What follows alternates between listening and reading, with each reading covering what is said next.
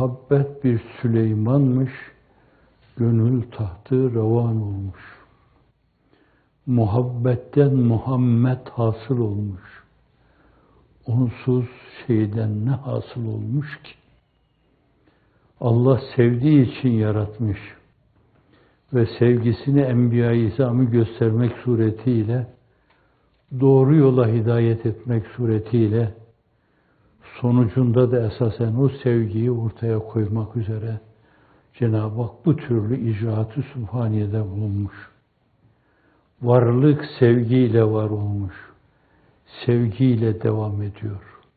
Allah Celle Celaluhu en büyük, en mükemmel varlıktan en küçük varlığa kadar nazarı re'fetiyle, şefkatiyle, merhametiyle, mürüvvetiyle bakıyor. Tehallaku bi ahlakillah. Allah ahlakıyla ahlaklanın. Peygamber ahlakıyla ahlaklanın.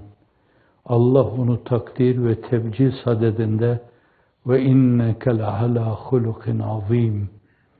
Sen ahlakın en güzeli üzerinesin. Öyle yaratılmışsın. Ayşe validemize huluku nebevi sorulduğu zaman hulukul Kur'an buyuruyor. Ahlakı Kur'an'dı onun.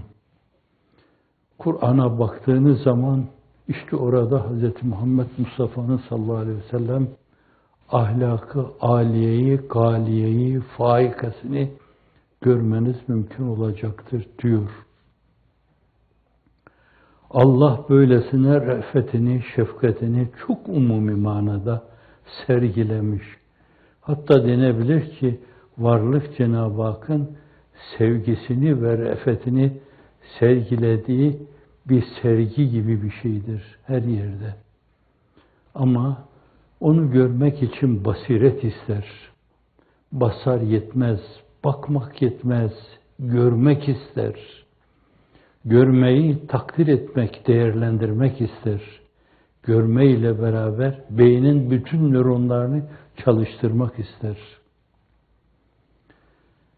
Evet, böyle bir muhabbet dertlisi, muhabbet aşıkı, sevginin, aşkın aşıkı olmak, aşkın aşıkı olmak, ona kilitlenmek. Cenab-ı Hak gönüllerimizi o sevgiyle, o aşkı iştiyak ile mamur eylesin. Öyle bir şeyden mahrum harabedir.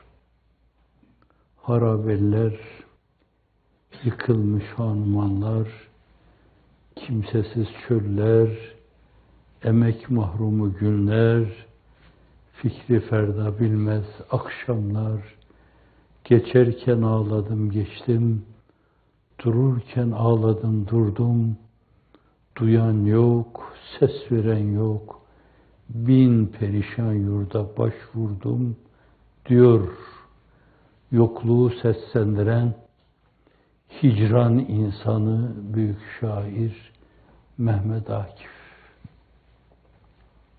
Olumsuz bir kısım şeyler, genler, bulunduğu gibi aynı zamanda hissi rekabet de var insanda. Ehli dünya bu hissi rekabet hissini, duygusunu dünyevi şeyler hesabına kullanıyor. Mesela ben zengin olayım, bütün imkanları ben elimde toplayayım. Kas sistemine göre bütün halk benim gözümün içine baksın. Her şeyi benden beklesin. Beni yok ettikleri zaman veya beni yok farz ettikleri zaman kendilerinin de yok olacağını düşünsünler. O şekilde. Öyle bakmış o dünyevi rekabet içinde, rekabeti değerlendirip bir yönüyle üste sıçrayan, kas sisteminin üst basamağına sıçrayan insanlar hep aşağıya doğru öyle bakmışlar. Herkes gözlerinin içine baksın. Onlar bir caddeden geçerken ona alkış tutsunlar. O da o alkış tufanı içinde gideceği yere gitsin. Hatta Allah'a doğru giderken bile orada haşa ve kella kendini onun gölgesi zannederek geçtiği her yerde kendisine eğilmeler beklemek, rükûlar beklemek, secdeler beklemek. Zannediyorum arzu ettikleri şeylerin geneline bakınca kendilerine secde edildiği zaman bile ona bile makul bir mahmil bulacak, diyecekler ki efendim bu saygıyı tamamıyla ifade etmen icabıydı. Yoksa kulluk değildi bu. Kulluk Allah'a yapılır falan diye. Ona da diyalektikle esasen bir mahmil uyduracak, onu da öyle ifade edecekler. Alkış sadece ben alkışlanayım. Ehli dünya evvel onu görmek lazım yani. Demek ki insanın ruhunda nasıl Efendimiz sallallahu aleyhi ve sellem Adem hata etti, evlatları da etti. Adeta genetiği işaret buyuruyor. Adem nisyana maruz kaldı, unuttu, evlatları da unuttu. Unutulmaması gerekli olan şeyler var. Hafizanallah. En başta Allah'ın unutulması, dinin unutulması, uhrevi alemlerin unutulması. Onun berisinde bir sürü şeyin unutulması var. Allah'a karşı kulluğun unutulması. Biraz evvel geçtiği gibi insanlara karşı alakanın unutulması. Re'fetin, şefkatin unutulması. Kendin kadar başkalarını da düşünmenin unutulması. Bir sürü nisyan ve bu nisyanların hepsi birer bela. İnsanın ötelerini, ukbasını karartan esasen birer bela. İnsanın tabiatında var bu. Ehli dünya onu dünya hesabına kullanıyor. Alkışa kullanıyor. Ben alkışlanayım sadece. Takdire kullanıyor. Makama kullanıyor. Mansıba kullanıyor. Güce kullanılıyor. Güç bende olsun. Kuvvet bende olsun. Hakta kuvvetin emrinde olsun. Hazret buna da temas ediyor. Diyor ki kuvvet haktadır. Hak kuvvette değildir. İşte bunun delili de şudur diyor. Ehli hakikat bütün kuvveti hakta bilecek. Ondan sonra da o kuvvet hakkın emrine verecek. Hakkı ikame etme istikametinde kullanacak. Antiparantez, mesleğiniz bu sizin. Cenab-ı Hakk'ın size verdiği imkanları, maddi manevi bütün imkanları, düşünce aktivitelerinizi bu mevzuda, bedeni bütün gücünüzü esasen, rüyalarınızı, hülyalarınızı bu gayeyi hayal istikametinde kullanmak. Esasen hakkı ikame etmek, hakkı tutup kaldırmak. Öyle Akif'in yine bir yerde Cenab-ı Hakk'ın namütenahi adı var. En başı hak diyor. Vaka Cenab-ı Hakk'ın isimleri arasında ismi zat hepsinden büyük de fakat aynı zamanda hak dendiği zaman da Allah anlaşılır. Belki bütün esma-i ilahi anlaşılır. Çünkü izafi olmayacak. Başkalarında izafilik görebilirsiniz. Mesela Rahmaniyette izafilik görebilirsiniz. Rahimiyette izafilik görebilirsiniz. Ama hak meselesine gelince zat-ı hak haktır, gerçek haktır. Diğer hakaik-ül eşya sabitetün dediğiniz şeyler esasen bir yönüyle Hazreti Pir'in ifadesiyle onun varlığının gölgesinin gölgesidir. Demek ki hak dendiği zaman mutlak zikir kemaline masruftur, odur. Akif'in sözüne makul mamil bulmaya çalışıyorum. Halik'in namütenahi adı var, en başı hak. Ne büyük şey kul için hakkı tutup kaldırmak. Hani ashab-ı kiram ayrılalım derken mutlaka sureyi vel asrı okurmuş. Neden? Çünkü meknun o büyük surede esrar-ı felah. Başta iman hakiki geliyor, sonra salah, sonra hak, sonra sebat, sabır. İşte kuzum insanlık. Bu dördü birleşti mi sende, yoktur sana izmihlal artık. İman, ameli salih, hak ve doğru bildiğin şeyde sebat. Mesaibe karşı sebat. Ehli dünyanın saldırılarına karşı, bela ve musibetlere karşı sebat. İbadet-ü taatta sebat çoğaltabilirsiniz. öbür alemi şiddetle arzu etme mevzuunda murad-ı ilahiye saygının gereği olarak sebat, dünyada başınıza gelecek her şeye karşı sebat, sebat, sebat. Çok önemli bir şey, kazandıran bir şey. Hak ve sebat. Hakkı tutup kaldırmak insan için en önemli bir şey. İnsan varlığını ona bağlaması lazım. Yeryüzünde yıkılmış hakkı, harap olmuş hakkı tutup kaldırmak. Hak adına onu tutup kaldırmak. Bu en büyük bir mesele.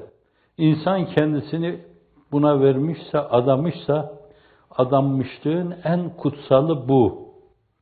Beklentisiz kendisini buna vermişse, Allah'ın izni inayetiyle bu dünyevi beklentilerden sıyrılır Allah'ın izniyle. Artık ne alkış bekler, ne takdir bekler, ne hakkın kuvvetin emrine girmesini bekler, ne geçtiği yerlerde milletin eğilmesini ona, rükûda bulunmasını bekler, ne yalandan saygıyla takdir etmelerini bekler, bütünüyle tamamen dünya hedefleniyor. Bazen bu hedeflenmede öyle işin içine derinlemesine giriliyor ki öbür taraf bütün unutuluyor. Sadece dilde dudakta kalıyor yani. Zannediyorum yutaktan içeriye girmiyor. Onun için merhum Nurettin Topçu bu türlü insanlara, bunlara gırtlak ağaları derdi. Kur'an okuyanlarına, ilahi okuyanlarına, bilmem nelerine yani. Yerinde, Kitmir'de dinlemiştir bunu. Her kaçan seni anırsam, çağlar gözlerimin yaşı falan diyor. Hiç alakası yok. Adam fersah uzak ondan. Ama söylüyor bunu. Dediği zaman kalkıp gideceğin bir şey söylüyor. Terk et o meclisi. Çünkü hak derken, Allah derken çok korkunç bir riyakarlık sergiliyor orada. Şimdi ehli dünya bunu hedeflediğinden dolayı ahireti unutacak kadar bu mevzuda derinleşebiliyor. Neuzubillah, Allah bile dil ve dudaktan ibaret kalıyor. Oysa ki iman esasen kalbin tasdikinden ibarettir. Derinleşmesi kalbe ait bir üfuledir, bir aksiyondur yani. Derinleşmesi onun. İşe yarar hale gelmesi o inancın çok ciddi aksiyona bağlıdır. Nerede iman denmişse hemen arkadan ameli salih denmiştir. Ameli salihle takviyesi denmiştir. İmanı billah, marifet denmiştir, muhabbet denmiştir, zevk-i ruhani denmiştir, aşku, iştiyaku, likaullah denmiştir. Bunlarla takviye ediliyorsa şayet bu imandır. Yoksa dil ve dudakta onların kıpırdamasıyla dökülen bir kısım yalancıktan kelimeler demektir. Diyebilirler. Siyasi İslam diyebilirler. Onu getireceğiz diyebilirler. Hatta cedlerin ocaklarını o istikamette istismar olarak kullanabilirler. Osmanlı ocakları diyebilirler. O ocaklar belli hakikati ikame etmeye matuf idi. Jurnalcılık yapmak için değil, istihbarat hesabına çalışmak için değil, kendileri gibi düşünmeyenleri arkadan vurmak için değil. Yapılan şeyler şimdi onlar. Onun için bunlar teessüs ediyor. Bir kısım tesisatı yıkmaya matuf teessüsat bunlar. Geçiyoruz. Mesail-i uhreviyede rekabete gelince o daha tehlikeli, hafizanallah. Bu da dine, diyanete inanmış insanlar arasında oluyor. Ehli tarikat arasında ömrünü tekkelerde ve zaviyelerde geçirenler. Mizaç, meşrep, mezak, hafizanallah, ehli dünya gibi insanlara çok kötülükler yaptırtabiliyor. O da Allah diyor, insanları Cenab-ı Hakk'a çağırıyor. Onun karşısında her zaman el pençe divan durun diyor. Yeterli bulmayın, iki büklüm olun diyor. Onu da yetersiz görerek yüzünüzü yerlere sürün. Allahümme leke secettu ve bike amentu ve leke essemtu. Ente Rabbi secede veçhi lillahillezî halakahu ve şakka sem'ahu ve basarahu. Tebârekallahu ahsenul hâlikin derken de ahseni takvime mazhariyeti esasen orada yad etmek suretiyle zımni Cenab-ı Hakk'a karşı bir tahdisi nimette bulunma. Senden, her şey senden. Beni böyle insan şeklinde yaratan sensin. Secdede Cenab-ı Hakk'a en yakın olduğu yerde akrabu ma yekunul abdu min rabbihi fehuve sacid eksirud dua. İnsanın Allah'a en yakın olduğu an secde anıdır. Öyleyse o en yakınlığı Cenab-ı Hakk'a tazarru, dua, sual ve taleple değerlendirmeye bakın. Öyle şeyler söyleyin ki orada onlar sizi bir adım daha Cenab-ı Hakk'a yaklaştırsın deniyor. Hadis-i şerifte deniyor bu. Şimdi herkes bunu söylüyor ama küçük böyle mizaç, mezak, meşrep farklılığından dolayı. Efendim ben diyeyim de alem beni dinlesin. İnsanlar cennete gireceklerse şayet benim arkamdan girsinler. Efendim Allah'ı, peygamberleri tanıyacaklarsa şayet benim dememe göre tanısınlar. Nazarları benim üzerimde olsun. O hakikatları ben realize edeyim gibi mülahazalar zahiren mahsursuz gibi görülebilir. Fakat farkına varmadan ehli dünyanın düştüğü aynı badireye düşme ihtimali var. Oysa esas Müslümanlar anlatılırken bir binanın tamamlayıcı parçaları gibi, bir vücudun uzuvları gibi, el, ayak, göz, kulak, dil, dudak, hepsi bunlar bir vücudu meydana getiren parçalardır. Bir araya geldiği zaman tamamiyet olur. Efendim, bu mevzuda öyle bir İsa ruhuyla hareket etmeli ki, hani bazen insanın içinden gelmeyebilir bu. Yani siz bir yolunuzu en doğru buluyorsunuz. Bunu Hazreti işaret ediyor. Diyor ki, ahsende anlaşmak mümkün ise şayet bence ahsende münakaşaya düşmemek lazım. Yani meselenin güzelinde şayet mütabakat sağlayabiliyorsanız daha güzeli sizi birbirinize düşürmesin, daha güzeli. Demek ki insanların bir arada olması hasende oluyorsa o ahsenden daha ahsen. Onun için bazen hasen, ahsenden daha ahsen. Hazret buna da vurguda bulunuyor. Onun için vifak ve ittifak çok önemlidir. Ve aynı zamanda denebilir ki tevfik-i ilahinin de birinci vesilesidir. Cenab-ı Hak size inayet elini uzatacaksa, düştüğünüz yerde sizi kaldıracaksa, gideceğiniz hedefe sizi çok hızlı, fevkaladeden ulaştıracaksa, zannediyorum vifak faktörüne onu, vifak ve ittifak faktörüne bağlamıştır onu. Şart-ı adi planında. Ben bu küçük şeye kendi tevfikimi bağlamışım demiş de şayet o mevzuda onu değiştirmeye kimsenin gücü yetmez. Şimdi mesele bu ölçüde esasen bir şey ifade ettiği halde ille de yani insanlar beni dinlesin, benim yolumda cennete gireceklerse benim yolumda girsinler, cehennemden uzak kalacaklarsa benim yolumda esasen kalsınlar gibi şeyler şeytanın sağdan gelmesidir bu. Çünkü şeytan sağdan gelince suret-i haktan görünür böyle. Soldan geldiği zaman maasi tetikler insanda. Muhemlik duygusunu, yeme, içme, yan gelme, şehevi duygulara takılıp onların arkasından sürüm sürüm sürüklenme.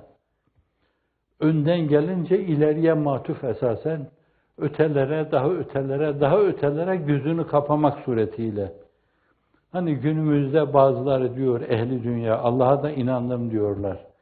Ahiret, Allah, peygamber, rüyet, rıdvan filan dediğiniz zaman yahu siz çok uzak şeylere gönlünüzü kaptırmışsınız. Şimdi dünyada yaşama var filan. Önden gelince de böyle yapar. Geleceğe matuf bir yönüyle sizi bakarken kör haline getirir. Değerlendiremezsiniz. Tabiri diğerle basarla bakarsınız meseleyi, Ama basiretle değerlendiremezsiniz. Arkadan gelince de sizi geçmişten koparır esasen. Sizin peygamberlere dayanan Hazreti Adem'e, Hazreti Nuh'a, Hazreti Ruhu Seyyidül Enam'a, Hazreti Musa'ya, Hazreti İsa'ya dayanan bir yanınız var. Yolunuz peygamberler yolu. Onların arkasından giden. Sahabi yolu, havari yolu, onların yolu. Dolayısıyla koparır. Tevfik Fikret, Yahya Kemal'e sen efendim bir mazisin, ati değilsin filan der. O da der ki ne harabiyim ne harabatiyim, ben kökü mazide bir atiyim. Geçmişten sizi kopardıkları zaman geleceğe yürüme mevzuunda sürçmeler başlar. Geçmişten kopmaması lazım insanın ama bizim geçmişimizden yani. Enbiya-i İzam'a dayalı olan geçmişten. Geçmişten de arkadan da böyle vurur. Tepeden başka türlü şeylerle vurur. Alttan da bilemeyeceğiniz oyunlarla vurur. Onun için Allah Resulü sallallahu aleyhi ve sellem duasında Allahümme mahfazna min beyni eydina ve min halfina ve an eymanina ve an şemailina ve an fevkina ve ne'ûzu bi'azametki en nutale min tahtina. Sağdan, soldan, önden, arkadan, üstten, Allah'ım alttan bilinmediği şekilde çarpılmadan sana sığınırım buyuruyor. Ve bir yönüyle bunları bizim için birer sur, birer sera yapmaya bizi çağırıyor, davet ediyor. Hafizanallah. Evet, geriye dönüyorum müsaadenizle. Sağdan sureti halktan görünerek gelir böyle iyi şeyler göstererek. Ya insanları cennete götürüyorsun. Dolayısıyla meşrebin, mezacın, mizakın esas faikiyetiyle sen meseleyi takdim etmen lazım. Benimki çok daha hızlı götürüyor buraya demek suretiyle. Hafizanallah, farkına varmadan bu çok ciddi rekabetlere sebebiyet verebilir. Rekabet duygusunu tetikler. Bu defa esasen hakka hakikata hizmet etme, hakka hakikati kaldırma, ikame etme meselesi genel vazifeyken başkalarını yıkma. Varsın yok olsunlar onlar. Antiparantez arz ediyorum. Bakın Allah yolunda hizmet eden sizin arkadaşlarınız. Dünyanın dört bir yanında Ruh-u Revani Muhammed'in şehbal açması için. Bu Ruh-u Revani Muhammed'in şehbal açması aslında o kimin yolunda idiyse şayet bütün onların şehbal açması demektir. Bir yönüyle gayb bin gözüyle benim adım güneşin doğup battığı her yere ulaşacaktır diyor. Onun adı ulaşınca Enbiya-i İzam'ın namı celili de ulaşacak. Melaike-i kiramın namı celili. Cebrail'i, Mikail'i, İsrafil'i, Azrail'i, Hamilet Herşi, Müeymini, Mukarrebini, Münkir Nekiri, Kiramen Katibini, Muakkibatı, Saffatini, Mürselatini, Naziatini o sayede tanıyacaklar. Herkes onun namı celilinin bir bayrak halinde dalgalandığı her yerde bunları görecek, bunlarla karşılaşacak. Evet. Dünyanın dört bir yanında bunu yapmaya gittiniz ve çok şeylere katlandınız. Giderken bütün sermayeniz bir çantanın içindeydi. Herhalde yedek çamaşırlarınız vardı veya pijamalarınız vardı. Gittiğimiz yerde nereden para buluruz, nereden okul açarız, nasıl okul açarız, İnsanlar bize yardımcı olurlar mı? Gittiğimiz yerlerdeki insanlar farklı kültürlerin insanları. Acaba bize karşı kuşku duyarlar mı filan? Bunların hiçbirini hesaba katmadan Allah rızası için gidelim, olsun. Neden? Çünkü sahabinin yolu, havariin hazaratının yolu bunlar. Kalkıp işte nereden? Nasıra'dan Antakya'ya gidiyorlar malum Yasin suresinde. Seyyidina Hazreti İsa'nın elçileri olduğundan bahsediliyor. Habib-i Neccar'ın kurban olduğu meseleden Yasin suresi bahsediyor. Bir tefsir-i Hammam diye kısa parmak kalınlığında bir tefsir var. Hususi bu Yasin suresini tefsire tahsis edilmiş bir kitaptır. Tefsir-i Hammam. Sizin arkadaşlarınız da bu mülahazayla her şeye katlanma niyetiyle dünyanın dört bir yanında esasen gitti, o bayrağı dalgalandırdılar. Başkalarının gitmesine karşı da bir şey demediler.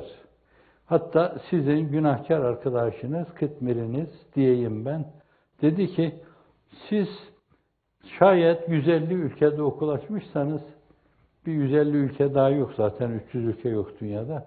150 ülkede de gitsin onlar açsın. Veya siz bir yönüyle 1300 tane okul açmışsanız, onlar da gitsin o kadar okul açsınlar. O zaman 2600 tane okul olur dünyanın değişik yerlerinde. O kadar yerde eliti siz yetiştirirsiniz. O kadar yerde insanların birbiriyle kucaklaşmasını siz sağlarsınız. Başkalarının hülyasıyla yaşadıkları, ütopik şeylere esasen mevzu yaptıkları, esas humanizmi Allah'ın izni inayetiyle siz gerçekleştirmiş olursunuz. Bunu yaptınız ve çok şeylere katlandınız. Şimdi bundan dolayı da değişik bela ve mesaibe maruz kaldınız. Kendi ülkenizde size yaşama hakkı tanınmıyor. Siz niye okul açtınız başka yerlerde? Neden bu hizmete dilbeste oldunuz? Kim sizi kandırdı bu mevzuda filan? Oysa ki kandırma mandırma yok yası.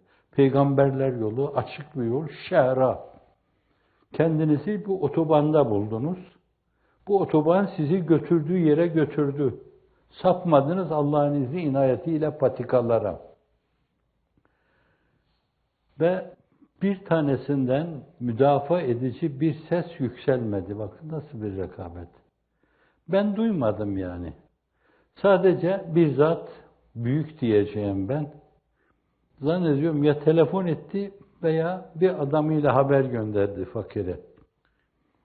Ben az buçuk bu olumsuz şeylere karşı olumsuzluklarını ifade edince etrafımdaki müritlerim bile dağıldı. Bu doğruysa şayet o zatı Cenab-ı Hak payidar eylesin. En azından tek başına sahip çıktı. Burada söylemeden icap duyuyorum. Kendilerinden bir sesin yükselmesini beklediğimiz insanlar arasında bundan 50 sene evvel fakire talebelik yapan ilahiyatçılar var. Üniversitelerde profesörler var, ilahiyatçılar. Yahu yarım kelimelik insafın ifadesi olarak bir şey söylenemez miydi yani? En azından. Bu ızdırap paylaşılamaz mıydı? Onlar yapmadıkları gibi kendilerini Allah yolunda zanneden o tekyelerden ve zaviyelerden de hiçbir şey yükselmedi. Ama hiçbir şey. Değme, iyi oluyor. Yıkılmalarında yarar var bunların. Onlar yıkılınca meydan bize kalacak orada. Mülahazalarına kapıldılar.